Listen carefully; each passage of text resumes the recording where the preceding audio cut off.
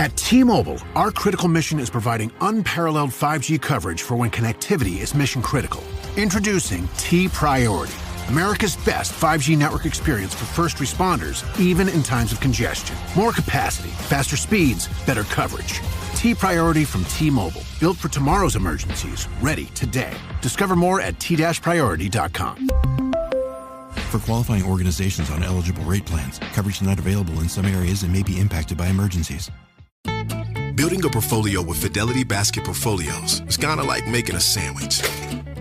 It's as simple as picking your stocks and ETFs, sort of like your meats and other toppings, and managing it as one big, juicy investment. Now that's pretty good. Learn more at fidelity.com/baskets. Investing involves risk, including risk of loss. Fidelity Brokerage Services, LLC. Member NYSE SIPC.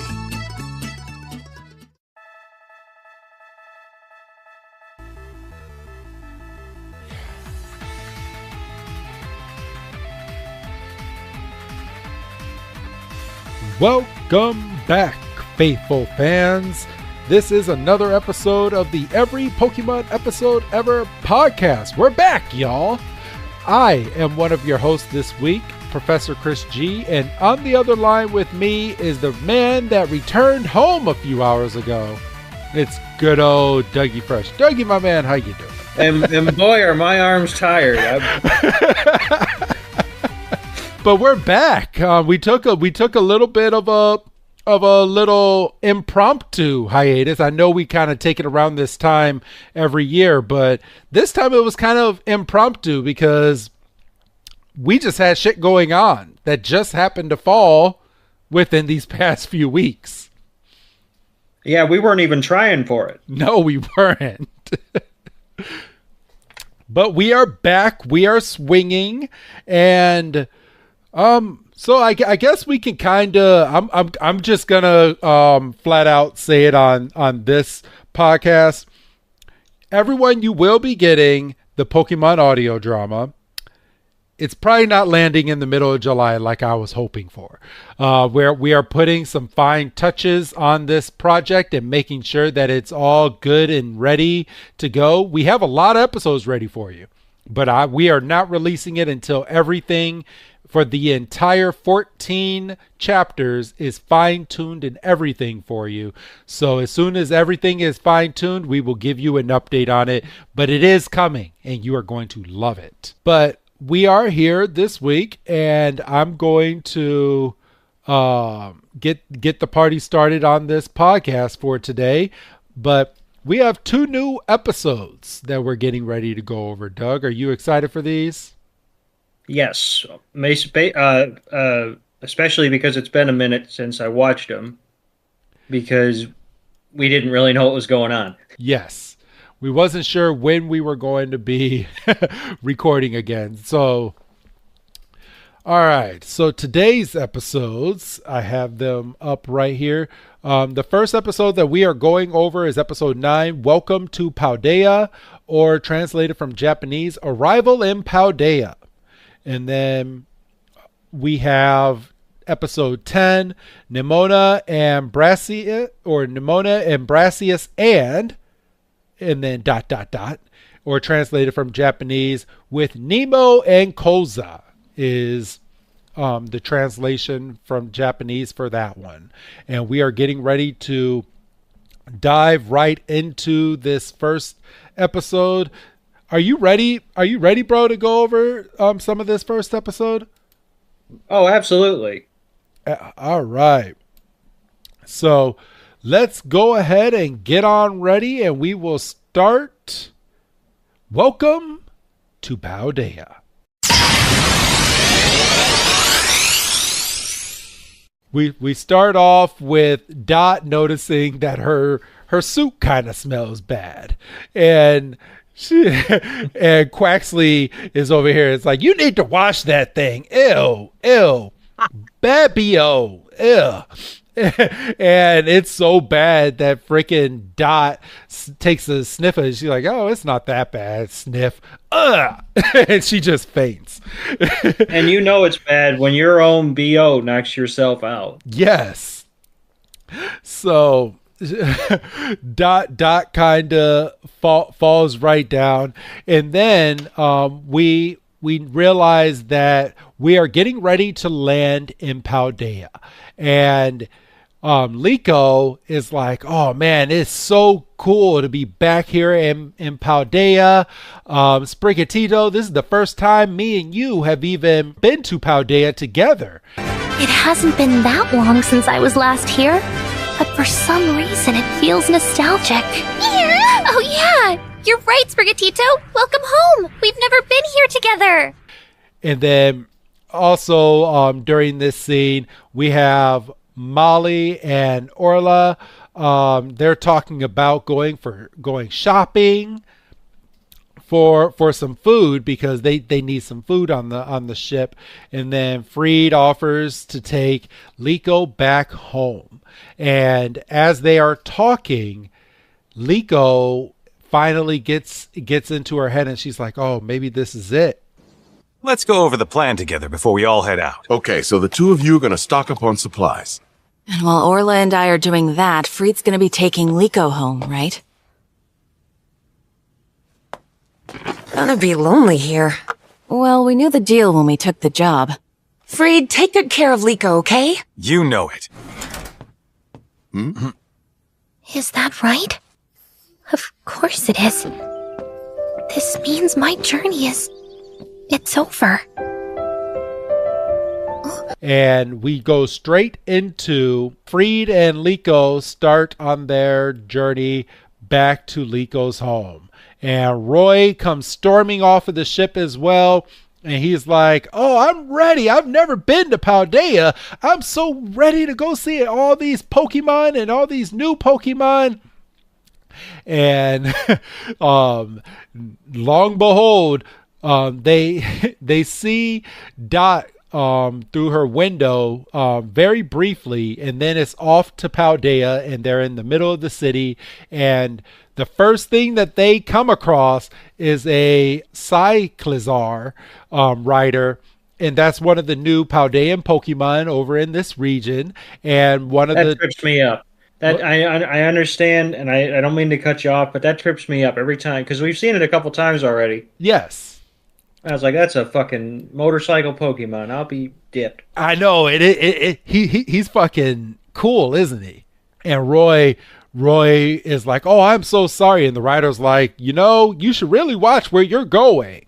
And Roy's like, yeah, maybe I should. I mean, Roy's never been out of his little island in the Indigo region, so this is all new to him. He's never seen any of this before. Well, Roy's just got straight up like friggin' main character syndrome. Like, if we're going on an adventure, I've got to go and I'm going to shoehorn my way into this. And he basically brute forced his way onto the ship to begin with. Yeah. Homeboy just needs to take a break. So they go and they start checking out a whole ton of stores, and then Freed tries to call Liko's mother. But guess what? She doesn't answer. We go back to the ship and we see that Dot is airing out her costume. We've got a brief interaction between Ludlow and Dot because she's up in that area, so she was just kind of figuring she was going to check on him. Molly and Orla, they're kind of scoping out a little shop and just kind of talking about how it must be kind of weird for them to just kind of all be descending on this little town with this big ass ship. Yeah, and then we move over to where Roy and Freed, they arrive at Liko's house. Yes, and it's this fucking massive house. I was gonna call it a mansion, but it's not quite a mansion. But it's bigger than you would think in a town like that. That's a mass. It's like a mansion. It looks like a mansion. It's on the border. I mean, it's bigger than my house. I'll tell you that much for free, and that's not saying much. Bigger than mine too. Yeah, I think it's bigger than if we were to combine our houses. I think it would be close. But. Yeah. But yeah, it's this big building, and it's kind of isolated. it's got like this cobblestone walkway. It's multicolored, which is a little kind of eh. Maybe I'm just kind of looking for one uniform color, but maybe that's just me. I'm the same way. Well, it kind of is. It has a brick part for the front part of the house, and then the rest of the house is just yellow and blue with a red roof. Oh yeah, I guess that is brick. I guess I just glanced at it and assumed it was pink. I guess that is just brick. Okay. I retract my criticism for now. So Fido ends up greeting Liko right at the door. And then Alex is there to greet them too. And once inside, and Alex is the father, everybody. Oh, welcome home, Liko! Stop! Oh yeah, almost forgot. Oh, hello there. Thank you so much for all of your help. Name's Freed. Nice to finally meet you. My name's Roy. This is Coco. And I'm Liko's father, Alex. I want to thank you for looking after our daughter and bringing her home. That means the job is done, right? So Alex learns that Liko is a part of the rising vote tacklers from Roy. Freed is wanting to change the subject.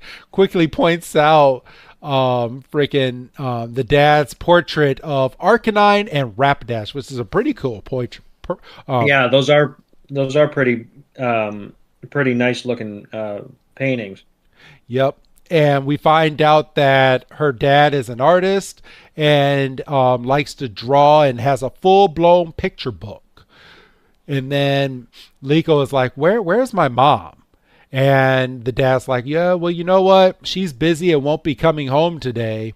And Liko decides to head up to her room with an unamused Sprigatito. So Sprigatito starts getting in her feelings while being at this house. And what would you say in regards to Sprigatito kind of getting moody at the house? I kind of think that, and just kind of letting it play as we're talking, I kind of think, not kind of, I 100% think that Sprigatito is going off the vibes that Liko's putting out. Because, like, we see Liko, like, walking up the stairs, and she's kind of got the same look that Sprigatito has, and Sprigatito's like... And we also had a really brief moment of Sprigatito kind of sniffing the air before they, like, got to the house. So I think even before Liko started kind of feeling bleh, I think Sprigatito's like, I don't know about this place. I don't know if it passes the vibe check. And, I mean, you can clearly see that. I think that might have a lot to do with maybe jealousy for Fido, because if you notice, Fido walks up with Liko, and when Fido and Sprigatito meet, Fido likes Sprigatito, but Sprigatito's like, I'm Liko's Pokemon, not you. Well, think that could be. That's very true, and I think you could also chalk that up to just like typical dog cat behavior. Yeah. Because if I'm put it this way, if I'm walking, I'm more apt to walk past a house and get barked at than I am to walk past a house and get meowed at. Yeah. You're not wrong there. I mean, that's not to say that a cat can't come out the freaking flap there and get me, but I think I could take a cat more than I could take a dog. I mean, I hope it doesn't ever come to that, but you know, cats are more apt to be kind of like, leave me alone, like I'll tell you when I want attention, whereas dogs are like, oh my god, it's a new person. Yep. Or in Fido's case, it's like, oh my god, how long has it been since I've seen you? So we head from, so as we stated before, so Liko goes up to her room. Fido kind of follows her, and Fido is like, oh, I'm up here every day. I'm gonna go back downstairs. So but Liko notices that Sprigatito is not with her, and she's like, oh. And she looks out her window, seeing Sprigatito's shadow on the roof, And then we have a major plot in this episode. So Alex and Freed start talking about Liko. And Liko comes around the corner and she kind of listens in on the conversation. And Alex is telling Freed how much he worries about Liko and that he was thinking about letting her commute to school from Paldea, so kind of remotely. And Liko accidentally hits her nose on the open window, causing Freeze and Alex to like kind of jump for a second. And Liko enters in through the window all awkwardly. And having heard what they said, and she says that she's still looking for Sprigatito. Liko is starting to follow Sprigatito's scent around the house, looking on top of shelves, and wants to head back to the ship for the night. And her dad's like, "Oh, well, you just got here. Don't you want to stay?" And she's like, "No, I'm going to head on back." And she's like, "I need to go and find Sprigatito." But let's see. Trying to get Sprigatito to come with her, but the grass cat Pokemon refuses. And she offers to let Sprigatito stay at the house for the night, and Sprigatito accepts. So what do you think about that, Doug? Yeah, I don't, because like you have a moment because they find Sprigatito on top of that cabinet, right? Yep. And Sprigatito specifically has her back to them as they're discussing her. And as soon as we see Sprigatito kind of open her eye and is kind of like, are they still down there? Are they still looking at me? Who should come bounding up to Liko but Fido? And I think it's more subliminal because it's like, and to be fair, I think it goes beyond cats and dogs. It's just like, I think it's jealousy, bro. Like I really think that Sprigatito's like, I'm the new Pokemon, but I'm not getting any love here, so I'm just gonna sit here because she's not listening. Because I mean, at one point that I didn't even put out there was how firm Sprigatito was to just saying, I'm not going with you, because Liko brought out her Pokeball and she's like, Sprigatito, let's go. And Sprigatito's like, nah, I'm good. Yep. And I kind of feel for Sprigatito a little bit because, again, I mean, but Sprigatito needs to learn maybe kind of how Pikachu had to learn with Ash in regards to other Pokemon being brought into the party. But Sprigatito's not going to be Liko's only Pokemon. And Sprigatito needs to learn that, but Sprigatito's still a baby. I sure as heck hope it's not just Sprigatito. Oh no! Oh no! There's going to be more Pokemon. I was just, for whatever reason, I was just randomly thinking about that today.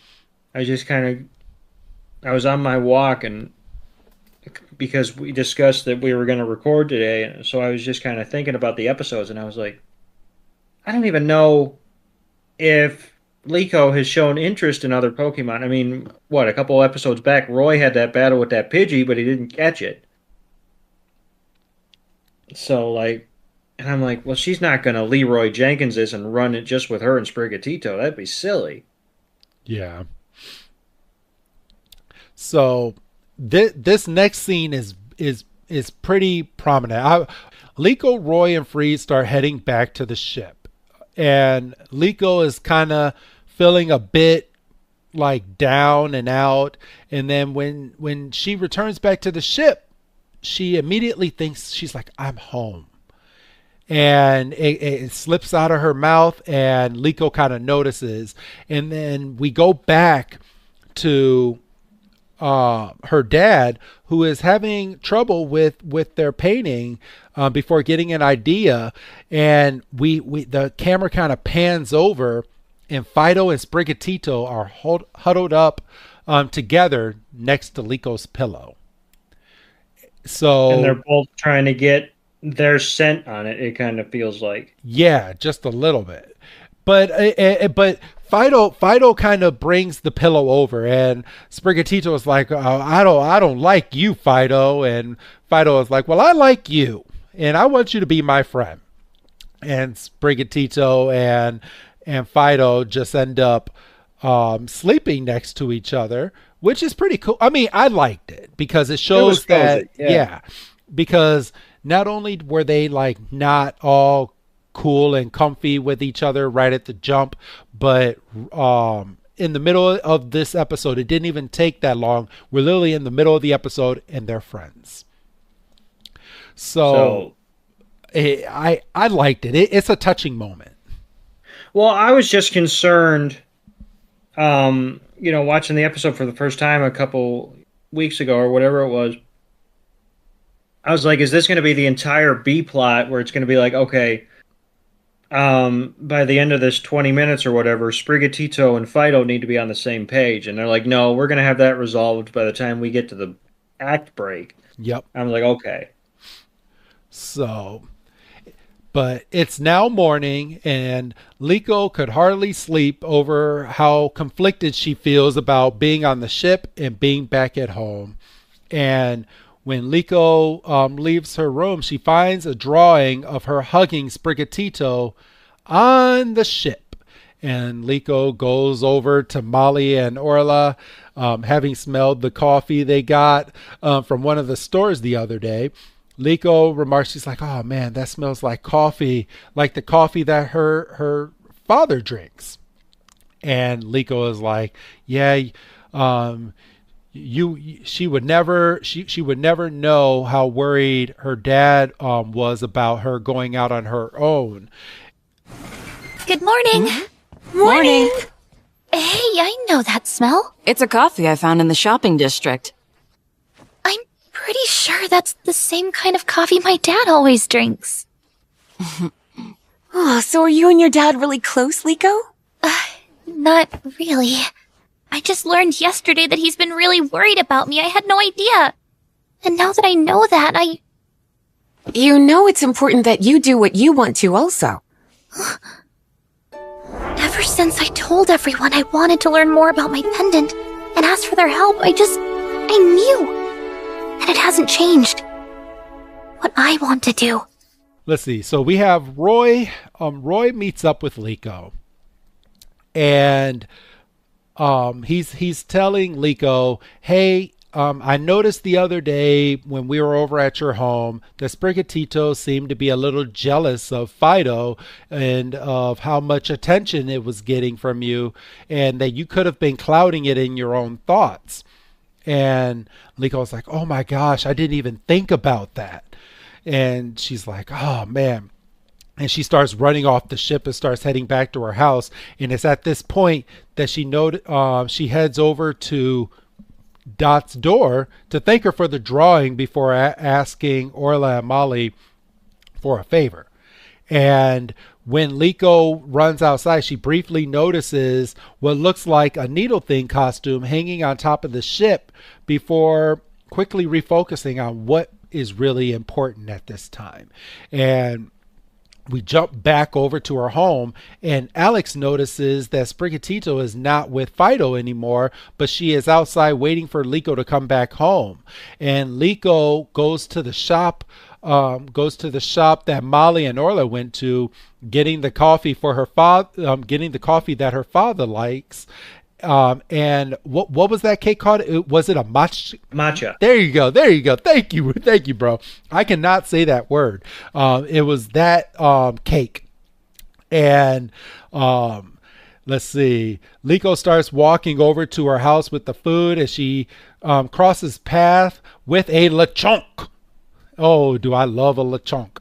And the lechonk goes and steals the food that she got for her dad.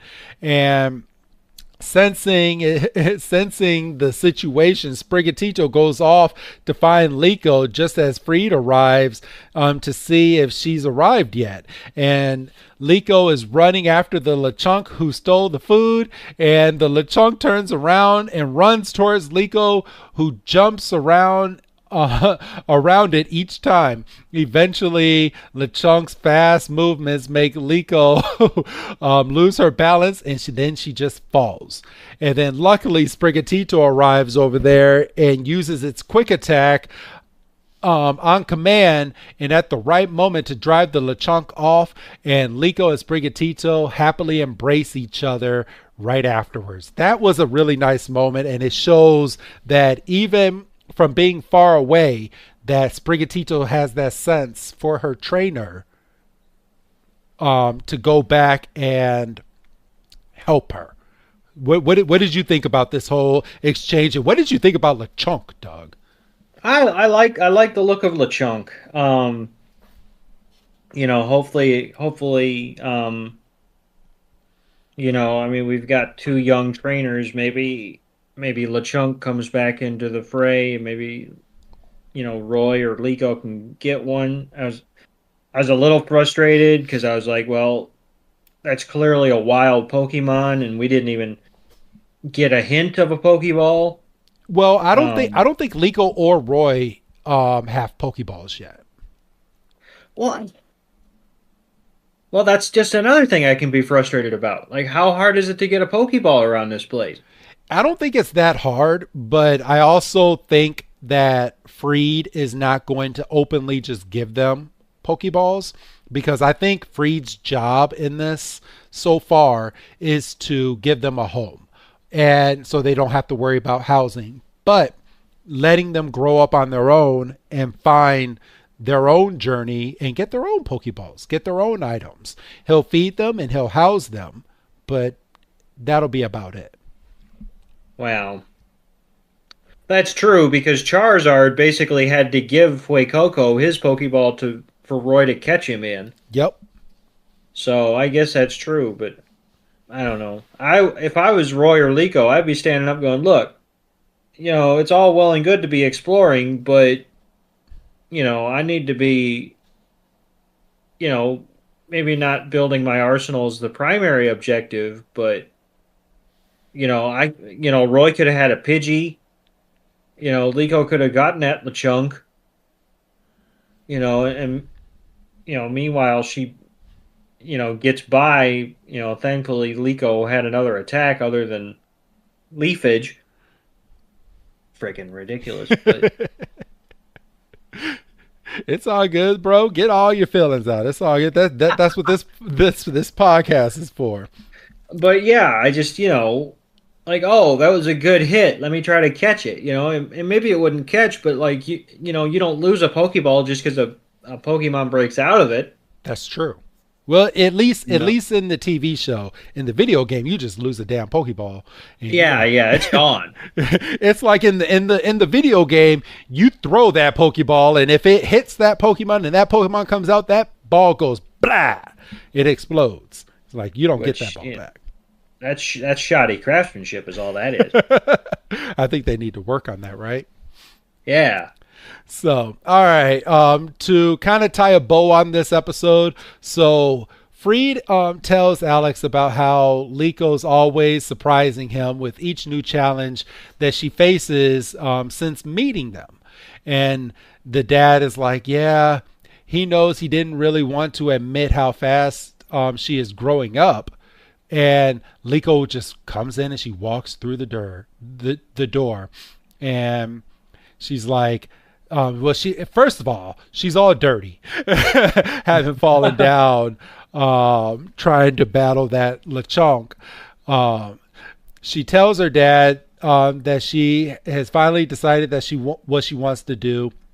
Meeting Sprigatito, Freed, Roy, and all her new friends made her realize what her grandmother's words meant.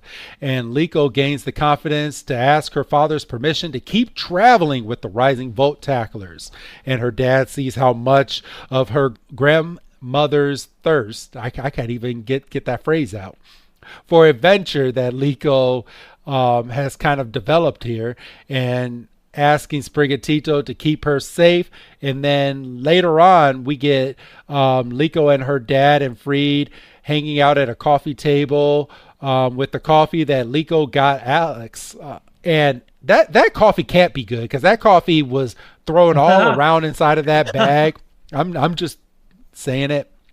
And Liko notices the picture book, and Alex asks her to give it to Roy before stating that Brassius, who is in, I think the town is called Artisan, has seen a rare Pokemon, which could be the Black Rayquaza. And with that info, they're like, okay, so it's now time to go and meet Brassius, to go and question him on this Rayquaza. And we end the episode with a painting that is revealed to be Sprigatito and Fido sleeping together from the night prior. So really good episode. Really good. They got a lot. They maximized their minutes. You had that plot line of, is it going to be a dog versus cat? No, they're going to be friends by the midpoint. Liko finally grew a bit of a backbone and is like, look, I kind of want to keep traveling with these folks. I'm probably safer with them than I would be by myself, which is fair. And there's nothing wrong with that. We didn't meet the mom, but I reckon she'll factor in here at some point. Oh, will she? Good episode. We'll get into our feelings on that episode in just a moment, because this next episode's not going to take quite as long, I believe. Because a little peek behind the curtain, it can't take that long. We'll get into it. But all right, so let's go ahead, and we put a bow on that episode, but let's go ahead and get on into this next episode called Nemona and Brassius. And so let's go ahead, and I'm going to queue up for myself the Pokeball. Love, exciting and new. Hello, Hannah Waddingham here. Have you seen the fabulous new Sun Princess? World-class entertainment, exceptional dining, and the greatest pizza ever. It's Don't miss our Come Aboard sale with up to 40% off and free room upgrades. Visit princess.com or call your travel advisor to book. Princess Cruises. Terms and restrictions apply. Offer ends 2/28/25. Ships at Bermudan and British Registry. Lowe's knows that free is just better. That's why Milo's Rewards is free to join. As a member, you earn points towards Milo's money on eligible purchases, get exclusive free gifts, and earn free shipping at Silver Key status, all on top of weekly member-only deals. Don't wait. Join Milo's Rewards for free today and start saving more. Lowe's, we help, you save. Loyalty program subject to terms and conditions. Details at lowes.com/terms. Subject to change.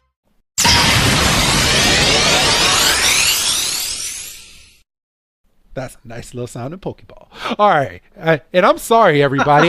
You know what? I want to apologize to our audience. So I've been putting that Pokeball noise in. So think of us, Doug, as like talking like very, very like kind of low. Just enough for that you're able to hear us on the podcast. And then all of a sudden you get that Pokeball sound, and it's like 10 times louder than our voices. So people that just have us on like 20 inside of their car all of a sudden just get like a 50 on their stereo. It's like pop, and I'm like, oh jeez, because I just happened to just be listening to one of our edits in the car the other day to kind of hear what it sounds like when you're driving, and that shit surprised the fuck out of me. I was like, oh my gosh. Well, I mean, how else are they supposed to know that we're transitioning episodes? You got to keep on your toes. Exactly. But all right, so let's go ahead and start on this next episode. So we start this next episode with Liko and Roy, and they are arriving in the city of Artisan. Is it Artisan or is it Artisan? I think it's Artisan. Artisan. I think it's Artisan personally, but I mean, I'm not going to sit here and go back and forth with you for 10 minutes about it. Because nope. Like Artisan, I think is like, like like baked goods, whereas artisan would be like sounds more like the name of a place. Okay, I like that. So they arrive and they're noticing a ton of grass Pokemon, and they end up spotting a couple Sunflora, and they also see a Sunflora sculpture, which all of this is taken straight out of the video game. So this is literally how the town looks in the video game. Oh, nice. Yep. And they notice that the Sunflora sculpture is made by Brassius himself. And then we go over and we see Brassius is in a dark room marveling at a giant Rayquaza sculpture, and it's draped in a shadow. And Roy is then asking for ice cream from a vendor and about any signs of the black Rayquaza, but no, nobody's seen it. No, I mean, it's only been like a minute and a half. Take it easy, you know. Exactly. And then soon Liko and Roy encounter Nemona. I like this. So Nemona is in the video game, she's your rival. Ah. So in the latest Pokemon game, Scarlet and Violet, Nemona is your rival, and she's kind of who you're going back and forth with. And how she is in the anime is exactly how she is in the video game. She loves the battle. So, and they did a really good job. And I believe the voice is kind of the same as well. Like, you don't get her really talking. Of course, you have the subtitles in the game, but you get like her like, hi, or oh, and like the tone of her voice in the game matches the anime. And I love that. So they did a really good job there. So Nemona is using her Pomo to defeat a Skiploom in a Pokemon battle. And then seeing Liko and Roy are trainers too, Nemona challenges them to a battle, but they tell her that they are here to see Brassius. I lost again! I think we both learned a lot from that. I'll battle you whenever you want. Thanks, Nemona, you got it! That battle was totally awesome! Oh, well, aren't you sweet? Thank you. Hey, by any chance, are you a Pokemon trainer? When trainers lock eyes, it means they must battle each other, so let's go! No, wait, that's not why we're here. We've been trying to find somebody. Can you help us? Huh? We're looking for an artist named Brassius. Any chance you know where he lives? You're looking for an artist named Brassius? You mean the Brassius? Nemona then mentions that she has business with Brassius too, and if they want to go over there, that they can go over to Brassius's his art home. So she takes everyone over to Brassius's art home, but says that he's been absent from the gym a lot lately, and we find out that Brassius is in a very, very, very dark place. And were you surprised, Doug, of how dark they went with Brassius and his depression? I was surprised, just in terms of you don't expect, because I mean, there's a difference between dark as like, oh, he's broody, he's goth, he's whatever, versus he's broody, he's in a dark place because he's like depressed. Yeah, because it's like, you know, this is a kid's show, but they do go on that fine line in this show, from what it seems like so far. Yeah, they walk that line in the handful of episodes that we've seen. It's like they're not afraid to deal with subjects. I mean, we just left an episode where there's some unspoken tension between Alex and her father, and I feel like it's still not resolved necessarily, because, you know, on a couple different occasions Liko was like, where's mom? And Alex didn't really give a solid answer. Nope. But so the group arrives over at Brassius's art home, and then out of nowhere they just hear a big shatter. And they hear yelling. You know, they're like, "Oh, what the hell is going on here?" And Brassius is on edge, And Liko she gets in there. She's kind of all nervous and stuff. And she introduces herself and tells him that she was told to come by from her father. And this makes Brassius happy. And he's like, oh man. He's like, I know about your father. And he's like, if your father sent you here, you're welcome here. And Brassius invites Liko, Roy, and Nemona inside for tea, and they notice his passion for art, and because they see sculptures all around his home. Did you have something to add to that, Doug? Just that I know about your father. Like that's never necessarily good. It's like why do you know about my father? Oh, what does he get up to at night? I know but at least it makes him like happy. So because I mean you see him go straight from a dark place and he gets happy, but the bags under his eyes are still like really heavy. You could tell this man is not sleeping. Yeah, this man, he's going through it, and those bags aren't easy to get rid of. Let me tell you. No, they're not. So, all right. So where were we? Let's see. So he invites them inside, and they all take a look at a lot of his sculptures.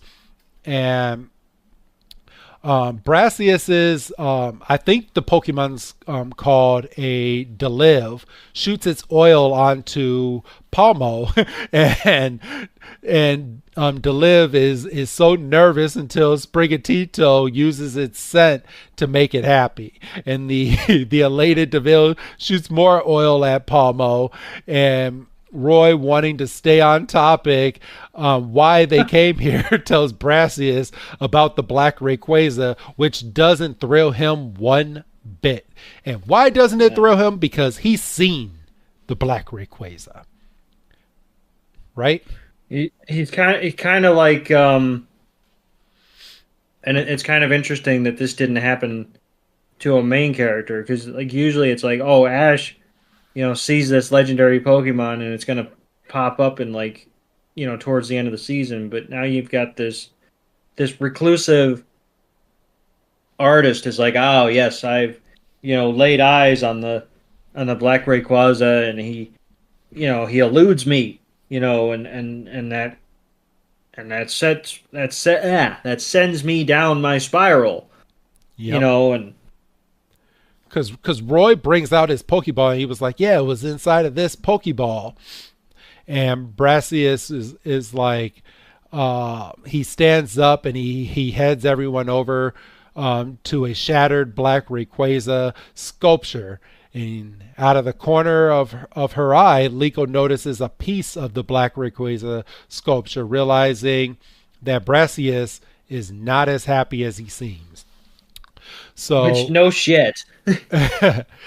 So something her dad has experienced as well, and she resolves to do something that makes Brassius smile. And Roy proposes gathering some flora for him, like the kids were doing earlier, to try to make him happy.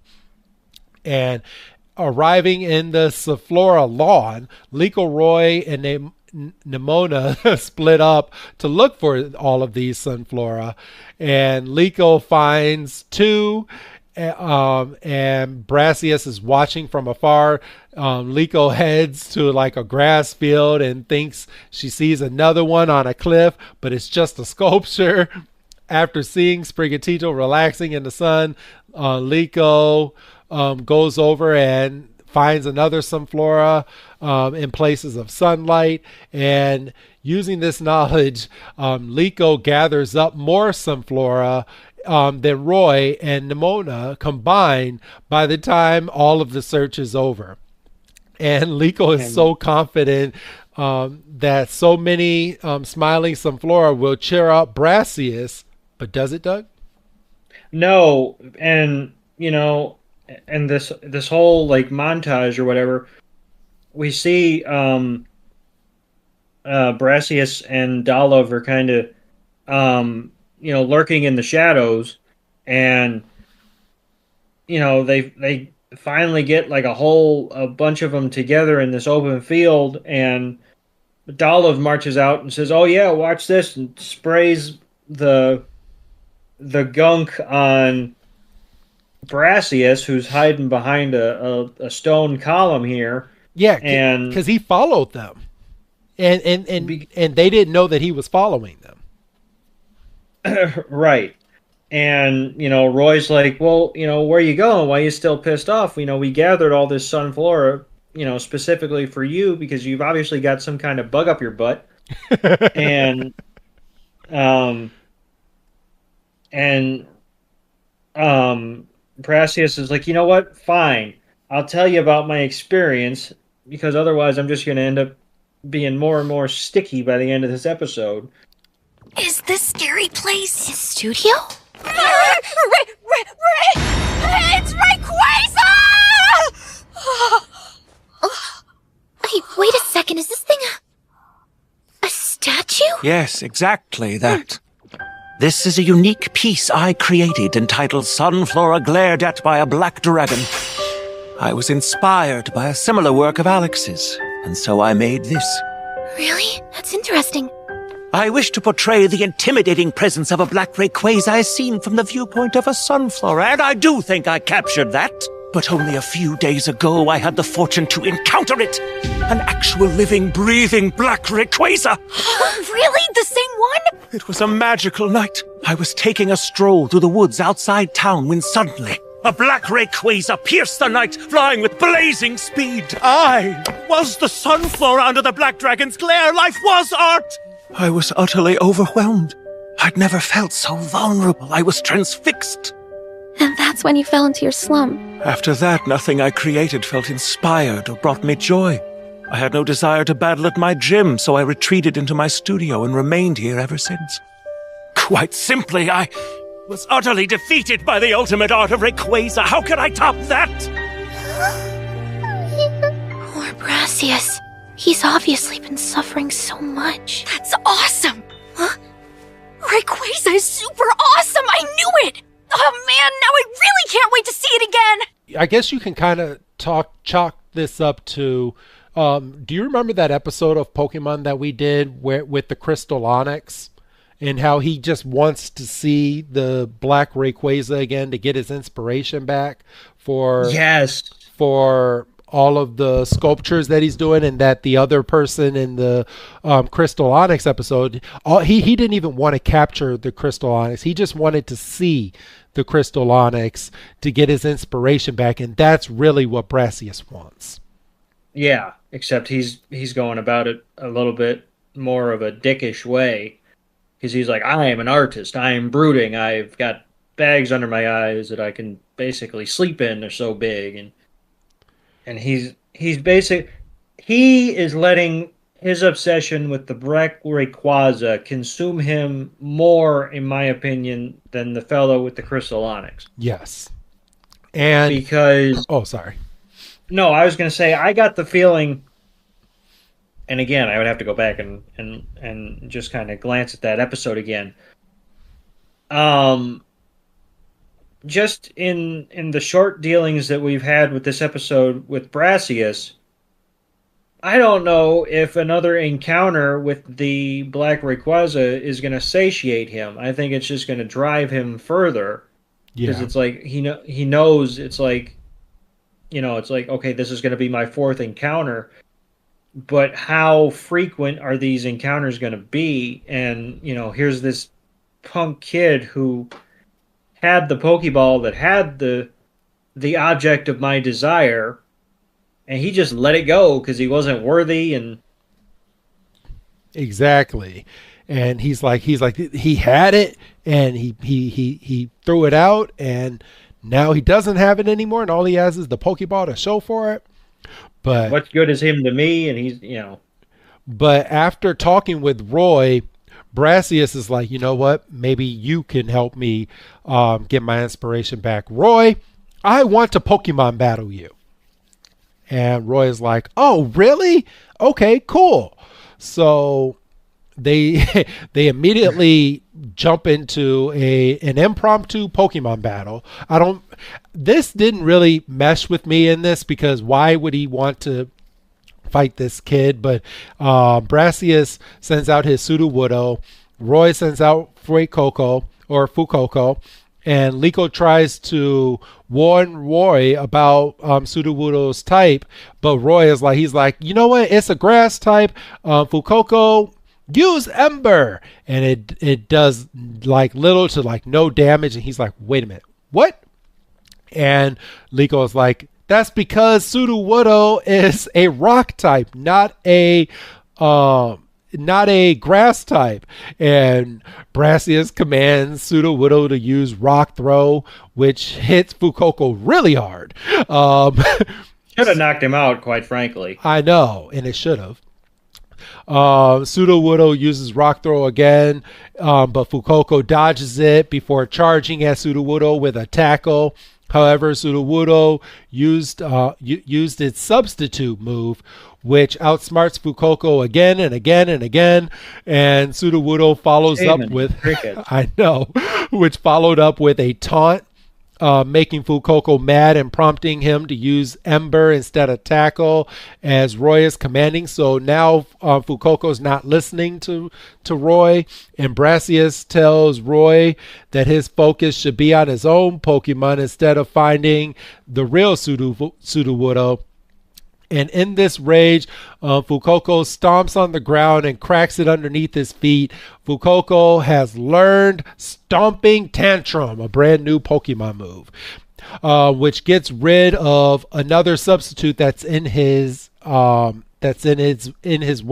So Fuecoco follows up with the same move, scoring a super effective hit on the Sudowoodo, and Brassius then goes, you know what? I'm gonna one up you, Roy, because you've never seen anything like this. I'm gonna terrestrialize my Sudowoodo and turn it into a grass type, which I'll explain that to you in just a second, bro. What that terrestrialize does. That feels like cheating, quite frankly. And I mean, I know you're going to explain it, and it's not, but that just feels like it kind of is. I'm going to go into it in just a second. And so Sudowoodo is now a grass type Pokemon, and I think what did the subtitles here say? It was calling this piece from the fiction comes true. Roy has Fuecoco use Ember, but Sudowoodo avoids it and hits Fuecoco with a Trailblaze, knocking him out. And then after the battle, Nemona explains how Terra types work for different Pokemon, and that's where I'll stop right here. So terrestrializing, you can turn your Pokemon, so your Pokemon can be like a Charizard, who is a fire type, but you can terrestrialize your Charizard to where he's not a fire type anymore, and he can turn into an ice type, or he can turn into a water type, or you can have a Pikachu who terrestrializes itself into a flying type, who will then grow balloons on his back, and then now it can fly in the air. It's so you can play the game and not know what your opponent is capable of, because you can only use terrestrialize one time during a battle. So you have to pick the Pokemon that you use it on. But when you use it, you can clearly change everything about your Pokemon and make it something else. So it's pretty cool. So it is a cheat code, but it's only one use, and you better not just waste it. Yes, you can can use it, like when you terrestrialize, your Pokemon stays terrestrialized for the remainder of that battle unless it's knocked out. Once it's knocked out, you can't use terrestrialize on another Pokemon because you used it on one Pokemon already. So you could have 6 in your party, only one of them can terrestrialize, but you got to be careful which one you pick during that battle. Okay, well that's kind of like the ultimate ace in a hole. Yeah, exactly. I kind of like that. So Brassius congratulates Roy on a great battle before sharing another sculpture at his house. And give me 1 second. I gotta get the subtitle on the name of this sculpture. Arbovia of the Woods. In Albovia's forest is where he saw the black Rayquaza, and then Albovia resonates with the legendary Pokemon. And Liko notices something about the sculpture before her and Roy return over to the ship and to share what they found out. And then Liko tells Roy that the sculpture Brassius showed them gave off a sad vibe. And then meanwhile, in a dark forest, a shadowy Abravia walks through, which is going to prompt us for the next episode, because that's actually where they're headed next, which that in itself is a 2-parter episode. Oh, nice. Yes. So that brings us over to the next episode, but we will not go in depth into that yet. Bro, what do you give these 2 episodes? Are you going to combine your voting, or are you going to give them each its own ranking this week? You know what? And usually I would say, well, we covered them, so I'm going to combine them, but I'm actually going to separate them because I really didn't care for the first episode. I mean, because it kind of just felt like paint by numbers shit. Yeah. So, like, and you might say this is harsh. I feel like you always kind of raise an eyebrow when I do this, but I'm going to give the first episode a 2.5. Okay. No, you're perfectly fine with that, bro. But I really liked the second episode. I liked the explanation of the oh, for goodness sakes, I just completely lost Terrestrialize? the phrase. I like that. I like. I didn't think I would like Brassius as a character as much, but I really did kind of. I identified with. You feel for him after kind of watching it a second time, right? Yeah, and the battle between Sudowoodo and Fuecoco was pretty cool. Once again, Roy falls ass backwards into Fuecoco, learning a new attack.